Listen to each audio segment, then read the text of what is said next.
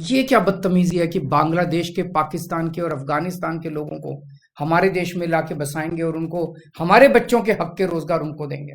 BJP वाले अपने घर में बसाएंगे क्या इनको? इनके अपने घर में रखेंगे क्या इनको?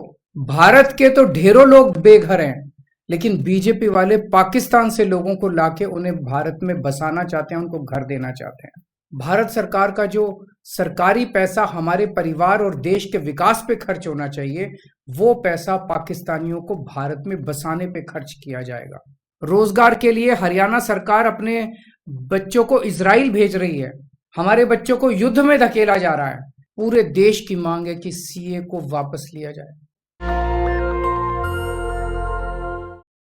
कल भाजपा की केंद्र सरकार ने सीए लागू करने का नोटिफिकेशन जारी किया है।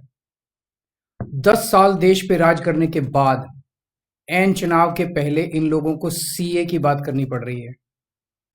अगर 10 साल में कुछ अच्छा काम कर लेते तो शायद आज सीए की जगह अपने कामों पे वोट मांग रहे होते।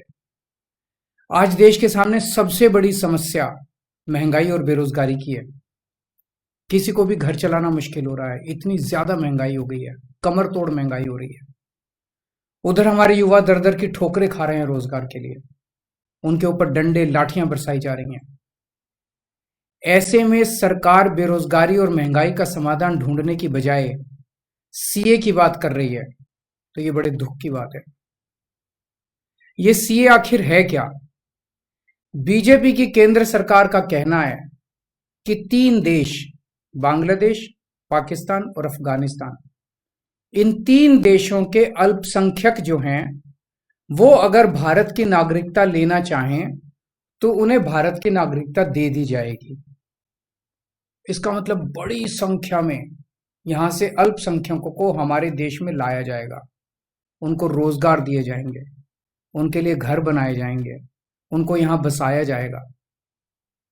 अजीब बात है ना?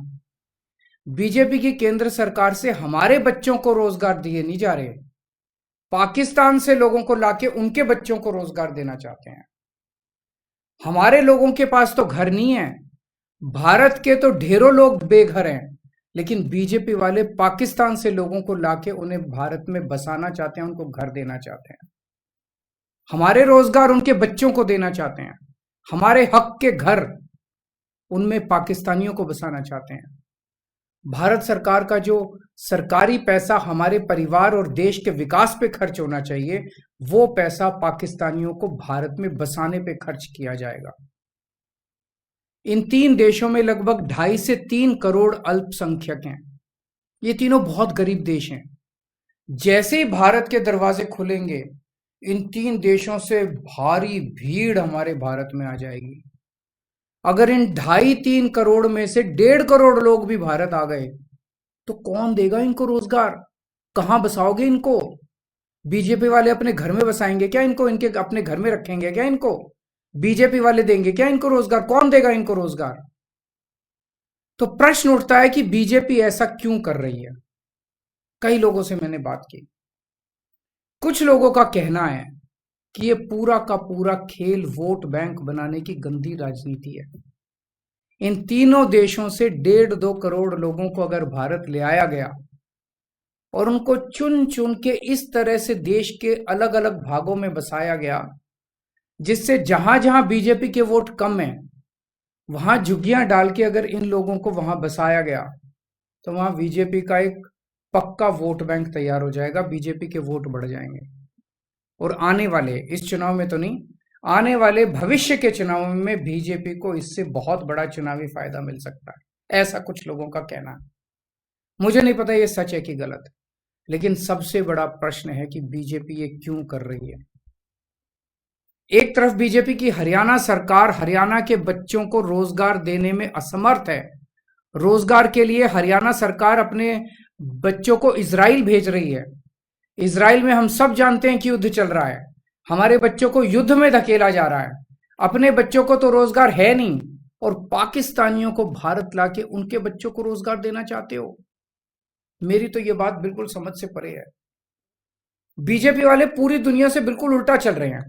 पूरी दुनिया में कोई भी देश अपने पड़ोसी देशों के गरीबों को अपने घर नहीं लाना चाहता, पड़ोसी देशों के लोगों को अपने देश में आने से रोकने के लिए पूरी दुनिया में हर देश तरह तरह के कानून बनाता है, बॉर्डर पे दीवारें लगाता है, बॉर्डर पे बिजली की तारें लगाई जाती हैं ताकि पड़ोसी देश का कोई भी व्यक्ति हमारे देश के अंदर ना आ सके। बीजेपी शायद अकेली पार्टी है पूरी दुनिया की जो पड़ोसी देश के गरीब लोगों को अपने देश में घुसाने के लिए दरवाजे खोल रही है, बिल्कुल उल्टा कर रही है।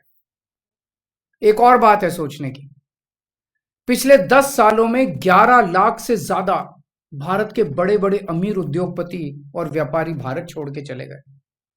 ये लोग भारत में फैक्ट्री चलाया करते थे, इंडस्ट्री चलाया करते थे, बड़े बड़े व्यापार किया करते थे, लाखों लोगों को नौकरी देते थे, रोजगार देते थे।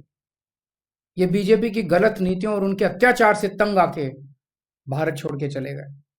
अगर बीजेपी को लाना ही है तो इन लोगों को वापस भारत लेके आओ ना, जो भारत छोड़ के चले गए। ये भारत आएंगे, इनके पास पैसा है, भारत में इन्वेस्ट करेंगे, नई नई फैक्ट्रियां खोलेंगे, नए नए व्यापार खोलेंगे, अपने बच्चों को रोजगार मिलेगा।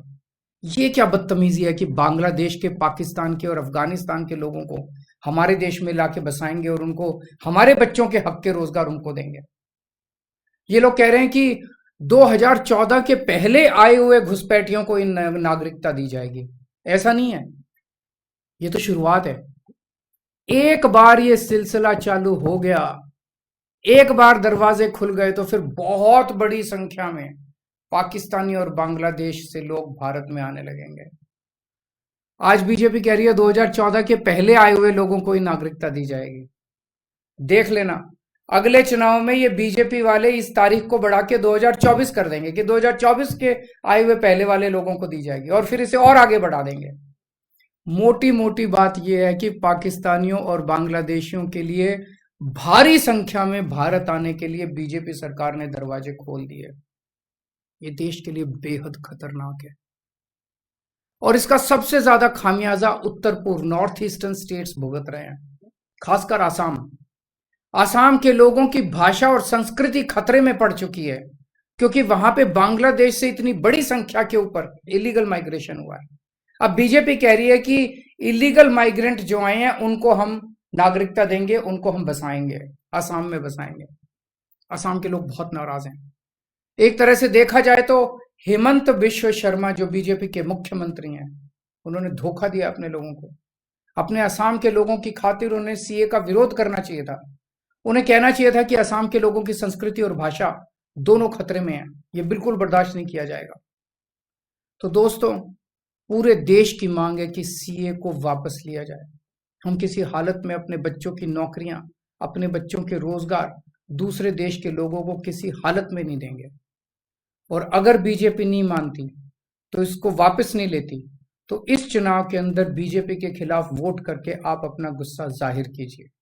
नमस्कार। नेशनल दस्तक की आपसे गुजारिश है कि अगर इसको बचाना चाहते हैं तो नेशनल दस्तक को सब्सक्राइब करने के लिए रेड कलर के सब्सक्राइब बटन को दबाएं, फिर बेल आइकन की घंटी दबाएं। नेशनल दस्तक को बचाने के लिए बहुत जरूरी है कि हर खबर को शेयर करें, लाइक करें, कमेंट जरूर करें।